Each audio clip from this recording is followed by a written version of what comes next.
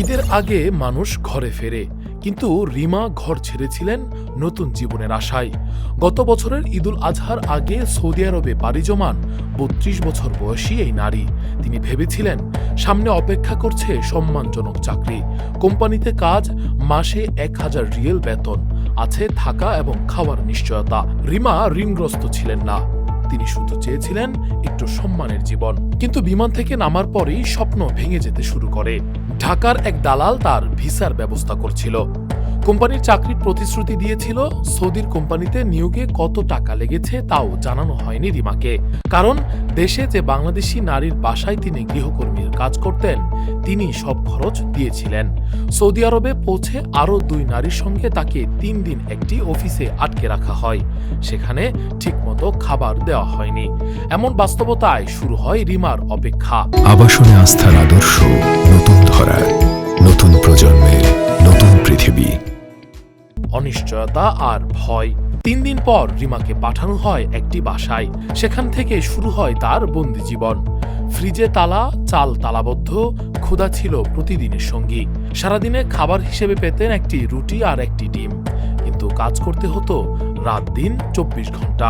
সারাদিনের ক্লান্তিতে শরীর ভেঙে পড়লেও থামানো যেত না কাজ। এক পর্যায়ে রিমা নিয়োগকর্তাকে জানান কাজ করতে চান না তিনি, ফিরতে চান অফিসে।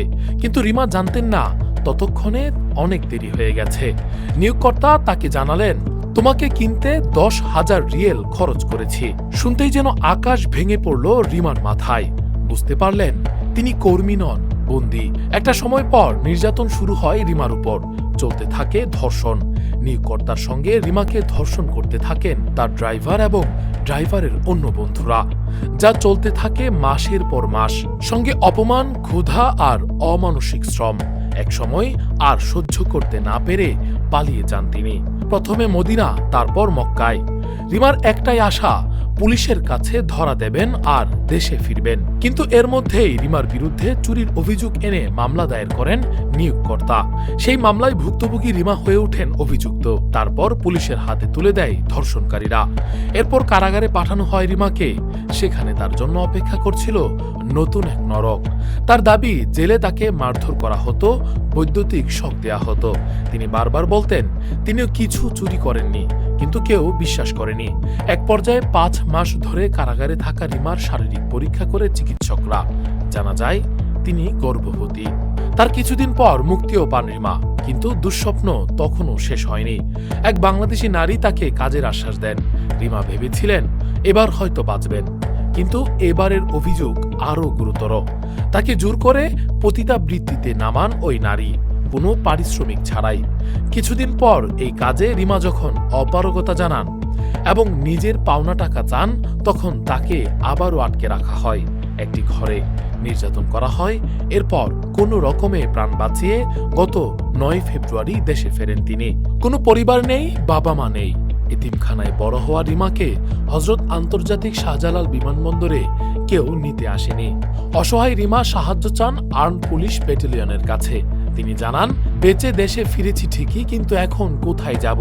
এই সন্তান নিয়ে কিভাবে বাঁচব? আমাকে কে গ্রহণ করবে? এরপর রিমাকে সেখান থেকে পাঠানো হয় উত্তরা আশকোনা হাজি ক্যাম্পের ব্রাক মাইগ্রেশন প্রোগ্রামিং লার্নিং সেন্টারে। তথ্য বলছে, নির্যাতনের শিকার হয়ে আত্মহত্যা অবস্থায় অন্তত ৬ জন নারী সৌদি আরব থেকে দেশে ফিরেছেন। আর গত ৬ বছরে যৌন বা শারীরিক নির্যাতনের শিকার হয়ে দেশে ফিরেছেন অন্তত ১৫৭ জন অভিবাসী কর্মী। ব্রাক মাইগ্রেশন প্রোগ্রাম ও ব্রাক ইউথ প্ল্যাটফর্মের সহযোগী পরিচালক শরীফুল হাসান বলেন, প্রকৃত সংখ্যা আরও বেশি হতে পারে।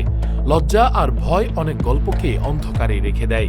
রিমার ঘটনা তুলে ধরে তিনি প্রশ্ন তুলেন বাংলাদেশ দূতাবাসের ভূমিকা নিয়ে। তার ভাষায়, একজন নারী স্বপ্ন নিয়ে গিয়েছিলেন, কিন্তু নিয়োগকর্তার ঘরেই ধর্ষণ ও নির্যাতনের শিকার হয়েছেন।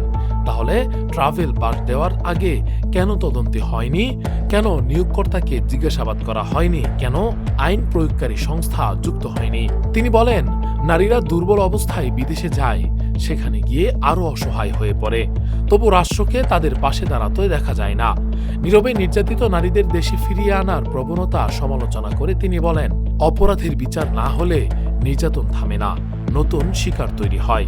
তিনি মনে করিয়ে দেন, এটি কোনো পরিসংখ্যান নয়, এটি একটি সংখ্যা, প্রতিটি সংখ্যা মানে একটি জীবন। সরকারের প্রতি তার আহ্বান, ঘটনাটি পূর্ণাঙ্গভাবে তদন্ত করতে হবে, নিয়োগ সংস্থা ও দূতাবাস কর্মকর্তাদের ভূমিকা খতিয়ে দেখতে হবে, অভিবাসী কর্মীদের সুরক্ষায় স্পষ্ট মানসম্মত কার্যপ্রণালী তৈরি জরুরি।